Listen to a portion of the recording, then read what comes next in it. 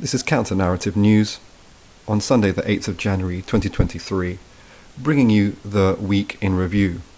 Every Sunday morning we will be reflecting upon all the developments and news from around the world in this last week. This will be a more in-depth and longer podcast exploring some of these issues. Today we're going to be focusing on the controversies around Prince Harry's comments as it pertains to his experiences in serving in the British Army in the NATO occupation of Afghanistan, and the fallout and the discussions around his comments. So Prince Harry has revealed recently, which is going to come out in his new book called Spare, that he killed 25 Afghan people from a helicopter gunship when he served with the British Army in Afghanistan. This has created a furore of discussion around issues, and what we'd like to do here is really explore the role of the war in Afghanistan as it pertains to British society and culture. Very much so, the British war in Afghanistan from 2001 really defined a lot of the political and cultural contours as it pertains to Britishness and whiteness in this country, as what it is to be British, so-called quote-unquote British values, and issues of racism as it pertains to different racialized communities, particularly those with brown skin, and particularly those from Muslim backgrounds from Asia, the Middle East, going into Africa. Now, in the 1990s in Britain, although British racism was increasingly targeting Muslims, the main focus really on British racism was also an anti-blackness targeted at black African Caribbean and African heritage communities themselves. This was most, I think, illustrated by the killing of Stephen Lawrence in the early 90s in southeast London by well-known notorious racists in those communities in and around Eltham. And then the massive grassroots, quite radical and militant campaign for justice for Stephen Lawrence's family in the 90s, which then culminated in a major reform of the police called the Police Reform Act 2000, in which the police were forced, due to the pressure of the campaigning from the grassroots for Stephen Lawrence, to admit that they were quote-unquote institutionally racist. So the 1990s is really defined by this. There was also, I think it was in 1993, there was a big riot in the southeast section of central London in Welling against the neo-Nazi organisation, the British Nationalist Party, having a bookshop there and standing councillors, etc. So the 1990s really was a relatively more kind of balanced British racism, as it were, targeting both Asian and African heritage communities. And due to targeting these communities more recently and in the contemporary world, if we look back in previous centuries of history as well, British colonialism and racism has targeted all these communities in very similar ways. Asians, particularly Indians, the subcontinent, Africans, and then the people in the Americas, particularly around the Caribbean. These communities have cultural differences, obviously, linguistically, in terms of their ethnic and national backgrounds, and also religious backgrounds. So there are some cultural differences which are relatively superficial in the sense of their relationship to British white supremacy. But then as we move into the 2000s, things begin to shift. And there's a number of things that happens in the early 2000s which creates this shift. One is the eruption of the Palestinian Second Intifada after Ariel Sharon visits the Al-Aqsa Mosque compound, and Yasser Arafat leads this multi-factional resistance movement which erupts in late 2000, which continues for several years.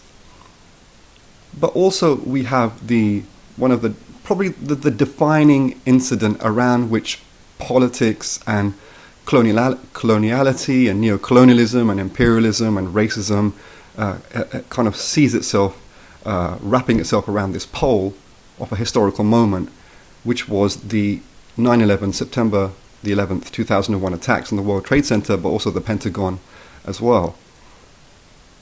And it soon came out that the attackers, nearly all of which were from Saudi Arabia, which is a close client state of the USA and UK states, I mean, Saudi Arabia is historically a creation of British colonialism, as are all the Gulf monarchies and as are all the borders across all the southern continents, but particularly the Middle East. The Middle East was basically divided, particularly between the French and the British colonialists. So with the Palestinian Intifada, with 9/11, what happens then with Britishness and the quintessential central kind of component part of Britishness, which is colonialism and racism, there's a relative shift away from anti-blackness, although that still continues in more sophisticated ways. But the focus and the primary targeting in British media, in politics, in culture, and at the grassroots, both from the racist elements in the white community and also in black and brown communities, is a targeting of the figure, the politicized, the constructed, negative, demonized, criminalized, Islamophobic picture of the quote-unquote Muslim. And closely associated with that is distorted and abusive false constructs of what Islam is. Following 9/11, then, somehow Western states have commandeered that incident to then target Afghanistan. Now, it's true that Osama bin Laden, the leader of Al-Qaeda, had a safe haven under the Taliban regime in Afghanistan at the time. So it's not altogether irrelevant, the theatre of Afghanistan.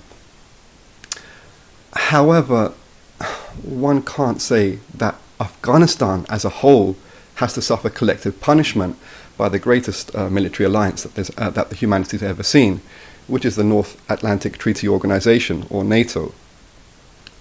So, in order to deliver a war by Britain and the USA on Afghanistan, the media and the politicians had to really ramp up to a frenzy the racist Islamophobic framing of Afghanistan to be able to successfully attempt to sell their war to vast sections of the British public, and particularly targeting white people in Britain. But also other communities also fall into this as well, and that directly pertains to British colonial and divide policy, particularly dividing Asian and African heritage people from each other. And they saw some success in that, and we're going to go into that in a little bit more detail. So the Palestinian Intifada becomes criminalized and demonized, which is difficult because the Palestinians have a very high moral high ground in their struggle in resistance and liberation of colonization by Tel Aviv. So you have the Palestinian Intifada, you have 9/11, you have the political and media preparation to deliver, and then what it does deliver, the bombing and the invasion and occupation of NATO from 2001, which only ends just recently in 2021. So Prince Harry gets trained into the British Army since 2004, and then he has 2 tours of Afghanistan, one of which is in early 2008. This also comes after the Iraq War. We all know that the Iraq War was sold on a lie, on the lie of the weapons of mass destruction that was promoted by Colin Powell at the UN Security Council and by Tony Blair, and what was then known as the quote-unquote dodgy dossier, which was the document that the new Labour government used to facilitate and to attempt to justify its war in Iraq, which basically had mass opposition. The NATO war in Afghanistan also had considerable opposition, but really the debacle of the war in Iraq came about because of just a very flimsy political excuse to try and deliver that war. So that saw mass protest, and it also saw quite an intense response from Iraqis who did not appreciate being invaded and occupied and being killed in quite large numbers and their country being destroyed. And that did trigger many different forms of resistance, including quite an intense armed resistance. So the resistance of the Iraqis, like the resistance of the Palestinians, has some moral high ground. People were in sympathy with it. So to twist that into its counter opposite British racism, the state and the media and politicians start to demonize and criminalize and directly interfere in these different communities in Iraq to create more division. So we'll come to more to this on the outset of the Arab Spring, particularly the British and French and US-led war against Libya, and then the Syrian conflict in a few moments. The British Army occupation in Basra was very unpopular as seen by the residents of the second city of Iraq, which is Basra towards the south. And in 2005, you have the images of the civilian resistance in Basra attacking British Army soldiers in their armored personnel carriers and tanks, including sending Molotov cocktails or firebombs, incendiary material in a bottle with a rag. At the top, you throw it, and the bottle explodes and creates a little bit of a flame bomb. Quite small, but it still can be quite scary and deadly to those who are targeted. So in Basra in 2005, you have an image of British soldiers who are alight with flames jumping out of their armored personnel carriers, which was obviously a very demoralizing picture for the attempt of the British state to project itself as a dominating and successfully dominating neo-colonial project.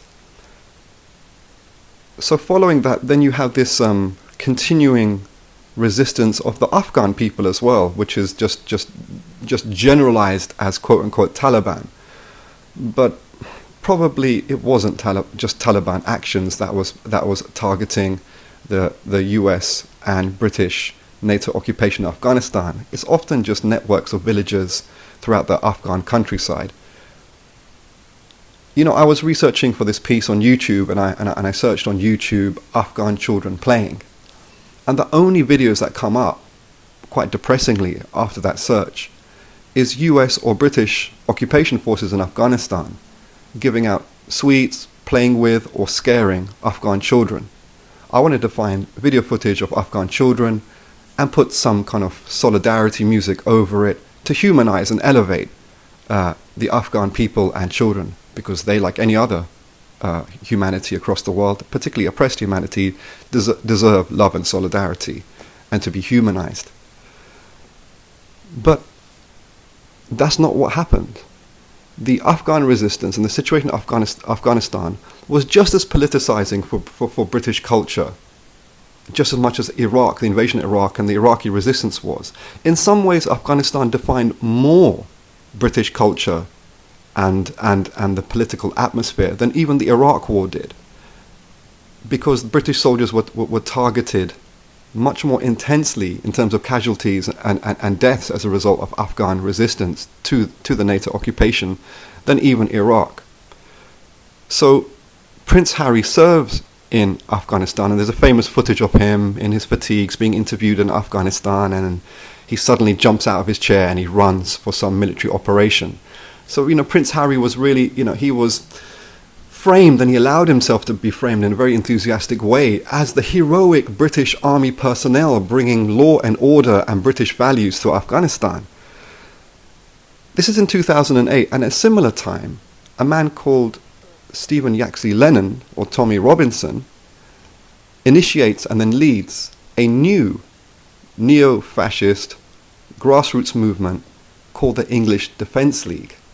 The English Defence League emerged directly in response and as part of this British constructed confrontation between, on the one hand, the actually British constructed Islamophobic depiction of the evil Muslim man, particularly, or Muslim community more widely, that they presented as seeking to just totally smash down Western civilization. And on the other hand, you have reflected in the body of Prince Harry serving in Afghanistan and killing Afghans.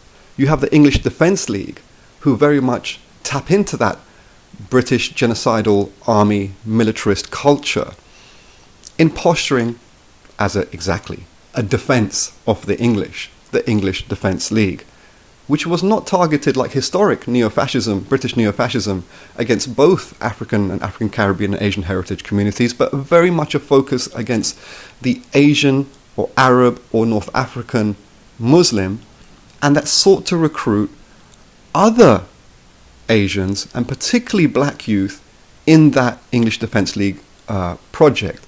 They didn't have too much success, but there was some relative success in recruiting black youth in a white fascist-led move of white supremacy targeting Muslim people.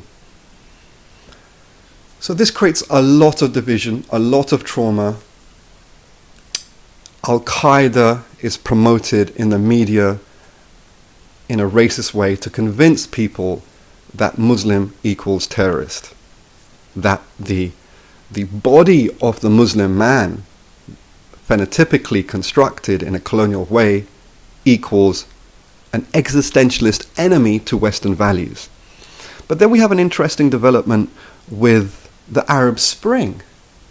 The Arab Spring starts as actually a quite liberal response, politically liberal response to authoritarian regimes in the Arab world, particularly Ben Ali, the president of Tunisia, who was eventually overthrown, and also President Mubarak of Egypt, who was also overthrown. Both were secular states, actually. And it was interesting that the Gulf monarchies did not get overthrown in the Arab Spring, but it was the secular states. But that aside for a second. The Arab Spring starts as a celebrated liberal grassroots response by the West. And if you go back to President Obama's speech in Cairo, just preceding the Arab Spring, it's like a very much a political framework of opposition that then took to the streets, and that was celebrated throughout the Western media. But then you have a development within the Arab Spring in early 2011, February, March, of Libya. Libya was an interesting socialist state in Africa and the Arab world. It kind of led, in many ways, historically, like a pan-Arab assertive unity, more in the 70s and into the 80s. But more recently, it really embedded itself and led the African Union in Pan-Africanist agendas and strategies. There's contradictions here, absolutely, because the Jamahiriya and its symbolic and actual leader, Muammar Gaddafi, while also supporting black resistance and anti-colonial movements across the world, also, and this relates to some of the problematics of Pan-Arabism and some global South politics which internalizes Western nationalism, also of outreaching towards the far right in the Western world.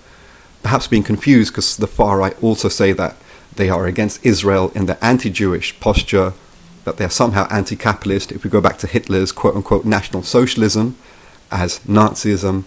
So it can be quite confusing. But that aside, so going back to the point, in 2011, after over a decade of a very much an anti-Muslim, Islamophobic, the quote-unquote war on terror, the actual wars against Afghanistan and Iraq, then suddenly we have the entire British media and also the French government of Sarkozy and the British government, and the Foreign Secretary was William Hague, who played a very much leading role in the onset of the British war against Libya in 2011.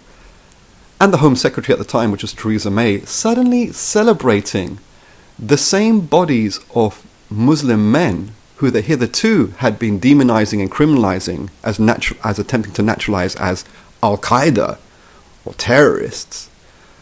Then they start celebrating them, recruiting them, and encouraging them in their thousands to join a British and French-led war against Libya in 2011. You can go back to the media in March, April, May, June, July, that whole year, on the front pages, mainstream paper after mainstream paper after mainstream media platform are openly encouraging young Muslim people and others, but particularly young Muslim people in Britain, to go fight in Libya as proxies for the NATO operation in Libya. So after 10 years of demonization of Al-Qaeda, the very similar political forces of Al-Qaeda are being encouraged by the British media and the politicians to go fight in Libya and being celebrated as quote-unquote rebels and freedom fighters, etc.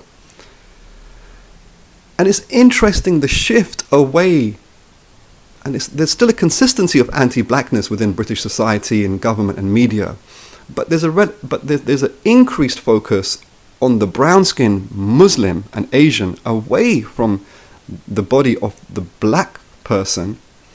And in the Libyan context, it becomes very interesting, this colonial divide and rule between these two oppressed communities, that Britain, with its client state Qatar and Qatar's main media platform, which is Al Jazeera, Arabic, English, French, etc., promote the concept of the African mercenary in the Libyan war context, accusing the Libyan government of paying African people to pick up weapons to fight a neo-colonial war. Is that a crime? Well, that's another debate. In order to facilitate then their own proxies, that's NATO's own proxies, starting in Benghazi in February, March, to systematically target and persecute and lynch en masse black African Libyans and other black Africans in Libya. The rebels were very proud of the systematic persecution and slaughter of black people. They uploaded the videos of them targeting, horrific videos. I mean, they were very proud of it. There was even a brigade of rebels called the Brigades for the Purging of Black Skin. And these were all directly organized and armed and supported by the leading NATO countries of Britain, France, and the USA, and their closest allies in the Middle East, which is particularly Qatar, but also Saudi Arabia and Kuwait and others. So you can see in the Libyan context, the kind of one of the biggest achievements and results of targeting this very manipulative project, and it's very fascinating, quite sophisticated, of the 10 years up to 2011, targeting Muslims as the problem existentially for Western society and democracy, and then recruiting them suddenly in 2011 into the Libya war, and then commandeering them to attack a assertive blackness or Pan-Africanism as espoused by the Libyan socialist state for 41 years. Very, very fascinating and interesting development. And then you have the Syrian conflict as well. Now, the Syrian conflict is different because, unlike Libya, it doesn't really pertain to a positive assertion of black pride and Pan-Africanism like the Libyan socialist state did from 1969 to 2011. It's much more oriented to an internalized form of whiteness in Syrian nationalism, Arab nationalism. But the interesting thing in regard to what's being argued here is that, similarly to Libya, the Syria War from 2011 to 2013 sees again Western media and Western governments openly promoting and recruiting people to join the armed opposition in Syria, which at that time included Al-Qaeda factions in the Syrian context they called Jabhat al-Nusra, and also Daesh, or the wrongly named Islamic State. This only stops in 2013 because Daesh becomes so infamous in their sordid and inhumane acts in Syria that British media and British politicians start adjusting their policies and their approach to the Syria war in this regard, and they go back to a very Islamophobic policy and cultural and political approach to, again, actually having encouraged young people to go and join the armed opposition in Libya and Syria. And that was very much so. So Shamima Begum, for example, with some of her friends as a 15-year-old, was groomed and manipulated by Daesh, but then facilitated by the British authorities and then the Turkish authorities to then enter Syria. The network between the British authorities and the Turkish authorities, transit route, open transit route, an easy transit route into the Syrian conflict for young people, 5,000 plus, which leave Britain to join Daesh and other similar factions in Syria. I mean, it was open and it was relatively easy. The MP for Shamima Begum, if I'm not mistaken, Labour MP Rashana Ali, actually complained to the Home Secretary at the time that she thought that these young teenagers, including Shamima Begum, would go join Daesh. She was ignored. There was also another interesting young man who was encouraged and facilitated to go to Libya as a teenager to pick up weapons and to kill and injure and God knows what as a British proxy in the war against Libya in 2011. At that time was a young man called Salman Abidi. A few years later, Salman Abidi returns back to England and blows up those attending the Ariana Grande concert in Manchester, which kills overwhelmingly young teenage girls. And those actually preteens as well. Very, very tragic. But all of this points to what is called collusion. British collusion with death squads. British collusion with supremacist death squads is not just something that happens in Libya and Syria in the context of the Arab Spring, which some people call the Arab Sting, but also has a longer history in the occupied 6 counties of Ireland in the north, where the British Army is still there and were admitted into, the British Army was sent into the 6 counties by a Labour government actually in 1969. It's well documented that Britain, its intelligence services and military, has colluded with armed gangs, loyalist armed gangs, and others, including the UDA and others, in occupied Ireland. And also it's been exposed that actually Britain used the South African apartheid regime to also help train and back its proxy death squads in Northern Ireland. So this history of collusion with armed supremacist gangs by the British is not unique just to Libya and Syria, etc., but also has a longer history in the 6 counties of Ireland. That's something people may want to look into further.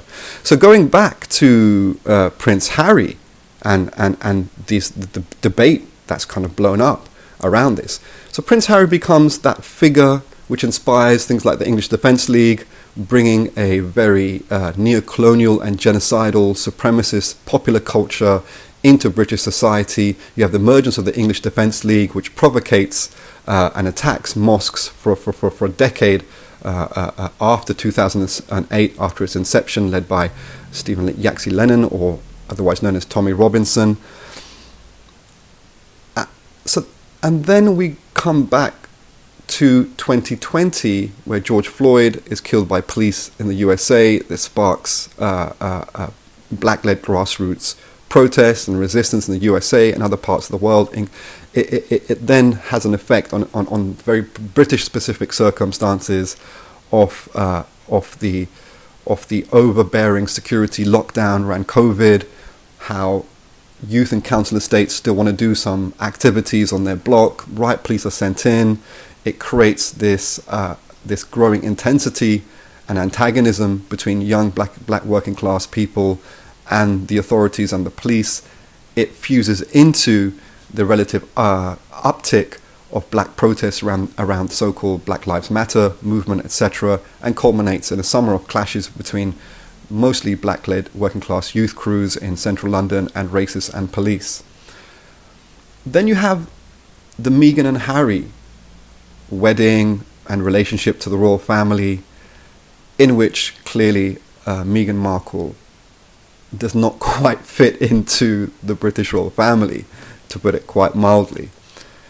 And then the fallout between Prince Harry and Meghan and the royal family, on the other hand, results into Harry and Meghan breaking away, going to live in Canada, and then positioning themselves in a public competition and public spat, in a fallout with their family.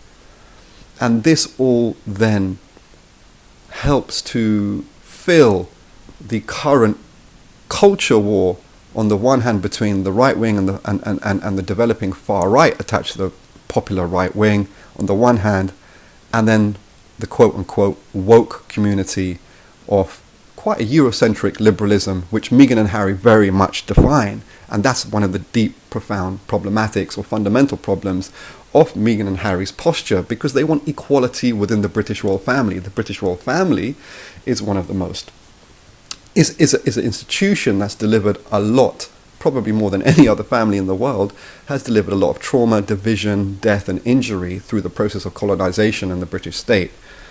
So Meghan and Harry want equality in the British royal family. How does that pertain to wokeness and that kind of those ideas? Well, it does, only in the sense that if you define woke as a Eurocentric attempt at black and brown people seeking equality, which arguably they never can achieve, as you can see in the case of Meghan and Harry. If Meghan and Harry can't achieve equality in the royal family, how can anyone else who are racialized achieve equality in this system? It's just not possible. If we come to the comments of Prince Harry himself, the specific comments around him killing 25 Afghans, there was a very fascinating BBC article that I'd like to share some parts of and explore. Prince Harry argues, when I was plunged into the heat and confusion of battle, I don't think about those as 25 people. You can't kill people if you see them as people. End quote. It's very clear that he's sharing the way that British military culture trains and brainwashes you into not considering people as people. He continues, in truth, you can't hurt people if you see them as people. They were chess pieces taken off the board.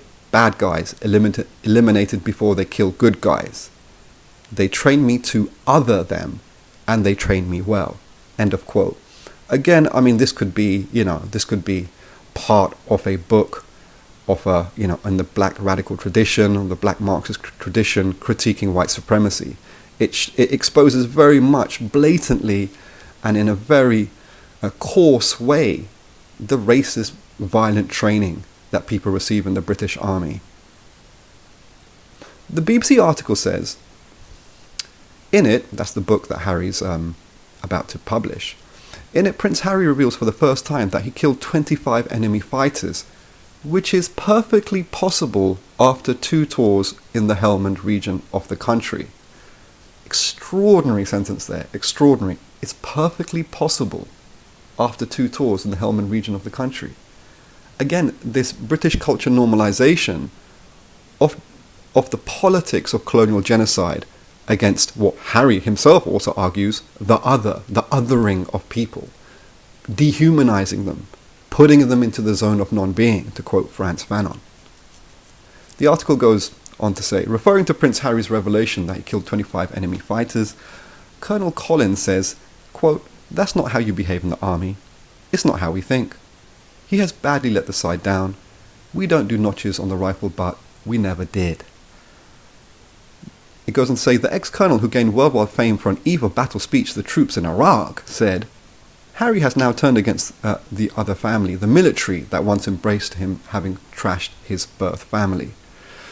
I mean, there's other former senior army people who said, actually, we did count the numbers of quote unquote kills that we achieved, and that was quite a normal thing that happened. So what Harry is doing by his comments is exposing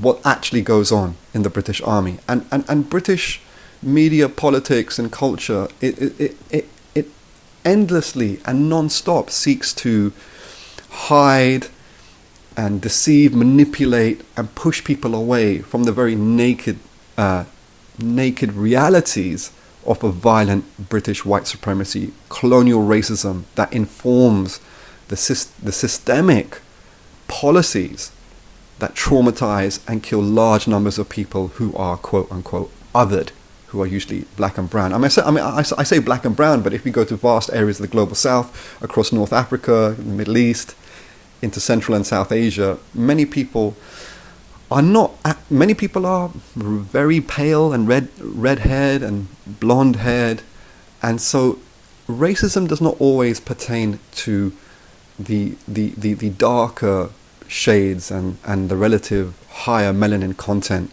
in people. It also, and this is what Cedric Robinson brilliantly argues in Black Marxism and other works of his, it can also have other markers. And as Stuart Hall, the cultural studies theorist, a very interesting figure from Jamaican heritage, argues that racism is a floating signifier. It's not always static. It changes. It becomes more sophisticated, etc. The BBC article continues by saying, ex-army officer Colonel Richard Kemp, who was sent to Kabul in 2003 to take command of forces in Afghanistan, told the BBC it was unusual, the notching up the kills, but he did not have a problem with Prince Harry revealing his kill number. So there you go. He said soldiers did talk about people they had killed or wounded privately, sometimes as a quote-unquote a way of almost decompressing after a period of combat. Okay, that's interesting. Again, it points to the culture of dehumanization here. You need to quote-unquote decompress, let off some steam. And of course, this is another big controversy of British soldiers in Iraq and Afghanistan being exposed to having committed crimes against humanity, torture, and other illegal activities, and then seeing some kind of, few of them seeing some kind of judicial proceedings against them because of their actions, and then the controversy that's brought about, but also in the context of the British Army in the occupied 6 counties, where the Tory government are developing laws so you cannot prosecute British soldiers who have committed these crimes. It's a big political cultural controversy in this country. The BBC article continues, on referring to killed Taliban insurgents as chess pieces, Colonel Kemp said such comments could give propaganda to the enemy. So that's the point, right? Harry's comments are just, they're exposing the British attempts at whitewashing British colonial genocidal culture and the army, and this is embarrassing sections of the British establishment, and they're pushing back against Prince Harry's comments. But Prince Harry himself, he says he has no regrets in killing those people. He's obviously trying to process these things in a very public way, and he may shift towards doubling down on his right to kill these people. I mean, he killed these people from a helicopter gunship. I mean, it's one of the most cowardly ways you could injure and traumatize and kill people in a community. It's just total cowardice, I mean, at least those British soldiers and US soldiers are still horrific, violent, just sadistic bullies in large part who are patrolling the Afghan countryside.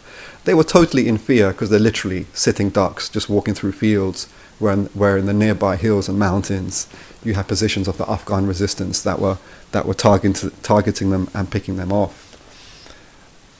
But if we look at the racism and the politics as we've been discussing in relation to Britain and Afghanistan, then we come to other leading political controversies coming out of all of this, which is migration flows and the demonization and criminalization of which, including out of Afghanistan. If you're in Afghanistan, your country is destabilized, it's been destroyed by decades of occupation and war, and now sanctions, and a supremacist regime in the form of the Taliban, or the regime before, which was just a client regime of the NATO occupation forces. Your family are starving. There's all kinds of, people are selling their organs to try and survive. Very tragically and horrifically, even the sale of children is happening on quite a large level in Afghanistan. Families are absolutely desperate. And then you look at the British and US occupation forces, you look at this army personnel, you think about where they come from, you think about the centuries-long history of your country being devastated by British colonialism, and you might decide, well, I've had enough of this, I'm not going to accept the way that our country and people have been put into this position by these global colonial policemen. I'm going to go to where actually they've stolen all our wealth, which is London and England. And then it's understandable that people from war situations want to go and live a better life for them and their children or their children to be. But that's criminalized and demonized, and it has been for decades, including with the Labour government and very much now with the far-right Tory government. 2016 saw the quote-unquote migrant crisis in Europe because people are fleeing largely Western, historic and contemporary-induced poverty, destabilization, war, and they're coming into Europe, and they have every right to do so. You have that, but also you have the controversy of the quote-unquote small boats. So a lot of people from devastated communities, impoverished nations, etc., coming to Europe and then wanting to come to England, and they cross the channel from France on small boats. And a lot of these people are Afghan families, Afghan men, women, and children and babies. And then this has been weaponized by British racist culture, which has been accepted by vast swathes of the British public in the context of the jump towards a British popular far-right culture led by the government in the form of the Brexit victory coming up to 7 years or so now. So small boats, people coming on small boats, is promoted by the Tories as one of the greatest problems of British society, and this is only just to deflect and divide people away from their collective problems as a result of Tory policies and their representation to some of the most rapacious and vicious profit and super profit seeking people, companies, employers, City of London, etc. So to conclude, I think people have to reflect upon really the nuances and complexities of the spat and the politics and the culture between, on the one hand, what Meghan and Harry represent in trying to advocate for some kind of notions of equal treatment within coloniality in the form of the royal family. I think people should think about rejecting that as a frame for people to defend. British politics often is just entrapment in terms of Islamophobia. You demonize, and then you make very precarious and insecure a Muslim community, but then you recruit them into a British war in Libya and Syria, but then you demonize them again. It's entrapment constantly. People are going onto mainstream British news programs to not particularly argue against white supremacy and British military colonial culture, but to begin to be used in this kind of descending culture war where the grassroots have no benefit whatsoever. And how can the grassroots be represented by black and brown faces within colonial institutions, be it in Parliament, in mainstream media, or the royal family itself? Arguably, they can't. And if we just think about, just to conclude, let's think about Britain. Often, the politicians, the education system, and the royal family like to talk a lot about this so-called concept of British values. In all that's been discussed in this program today, let's go through these British values and reflect on what we've been discussing. Democracy is supposed to be one of the core British values. Democracy, is Britain a democracy? A monarchy where the royal family has really vast influence about the passing of laws, and it's just general, even the formal setup of Britain is not a democracy, it's a monarchy. And if the more you investigate the influence and the rule of the royal family, and I think this has come out actually from the handover from Queen Elizabeth II to King Charles III, or what some disparagingly call him King Charles III. Sorry, excuse me. There is no British democracy. And do Britain export democracy? Is what's happened after 2000 in Iraq a democracy? No. In Afghanistan, was it democracy? No. Not in the actual sense of a functioning democracy where there's stability, people have a chance to have a say in terms of employment, environmental policies, investment in what people need, education, healthcare, etc. There's no democracy in that regard in this country as well. And the first past the post system in Britain also points to very much an absence of democracy rather than democracy. So the core British value of democracy is highly questionable and arguably flawed. The rule of law, another British core value. The rule of law as it pertains to Iraq? No. Iraq actually shows that Iraq is a defining moment in modern British cultural political history, and absolutely the rule of law was totally flouted. So, and everyone knows that. It's not like it's a hidden peripheral thing. It's a central thing that all people and children know about. Another apparent British core value, respect and tolerance. Respect and tolerance towards what? Respect and tolerance towards black people? Clearly no. Respect and tolerance towards Muslim people? No. Very, very violent relationship actually towards them. Where's the respect and tolerance? Respect and tolerance towards racism? Yes. Respect and tolerance towards British militarism and militarist culture? Very much so. And then another so-called British core value, individual liberty. Individual liberty for what? individual liberty. I mean, even in recent couple of months, people who are heckling Prince Andrew in public have been smashed down to the ground by the police. People who are heckling King Charles III, similarly so. Where is the individual liberty? Individual liberty for not affording, for either choosing between heating and eating? Where's the individual liberty in that? Individual liberty in employment, not being 0-hour contracts, not having pension, not having holiday pay, not having sick pay. Where's the individual liberty? Individual liberty to do what exactly of any meaningful sense? There isn't any, actually.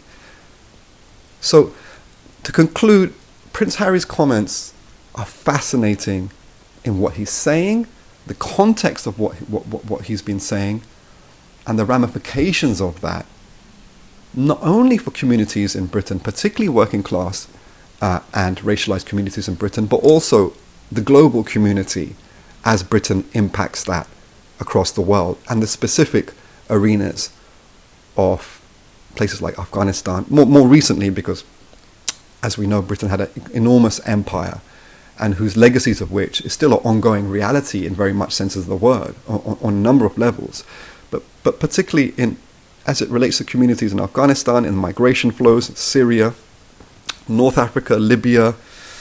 All of these things are very much real things in our communities. The schools that we send our children to, they are sons and daughters of war refugees from Somalia, from Congo, very much from Syria and Afghanistan, from Iraq. They're in our classrooms. They're our neighbours, our East African neighbours who have come on the back of a lorry through the Channel, through the precarious routes of people traffickers, and going across the Mediterranean, either on the Greek route or the Libyan route, as a result of the successful British and French-led war to destroy Libya as a stable state. All of these things, the global is the local, and the local is the global, because Britain has been a global state for at least 5 centuries, if not more. And we can only understand what's happening here by understanding what happens over there, as it were. We can only understand what's happening to us here if we can understand how it relates to Africa, to Asia, and the Americas. I hope you found that useful. Please do continue to like, comment, and share. I will be doing these things every Sunday morning, so it's a longer week in review. And going forward, there will be other interviews as well. Very interested to hear your critical feedback. Please do continue sending and commenting. Thank you very much.